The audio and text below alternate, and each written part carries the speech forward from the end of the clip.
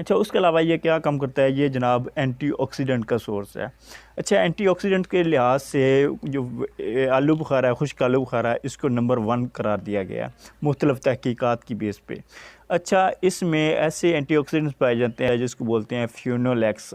अब फ्यूनोलैक्स क्या काम करता है? आपके जिस्म से फासिद मादे निकालता है और आपके जिस्म से मुज़र असरात फैलाने वाले, बीमारियाँ फैलाने वाले फ्री रेडिकल्स को ख़त्म करता है, उनको आपको ट्रीट करता है। अच्छा, इसके अलावा ये क्या काम करता है? ये आपके दिल के अमराज़ को ट्रीट करता है। खुश्क आलू बुखारा में पोटासियम पाया जाता है जो कि आपके ब्लड प्रेशर को नॉर्मलाइज़ रखता है, मेंटेन रखता है। जब आप खुश्क आलू बुखारा खाएँगे तो इससे क्या होगा कि आपकी हार्ट बीट स्टेबल होगी, नॉर्मल जितनी चाहिए उतनी होगी।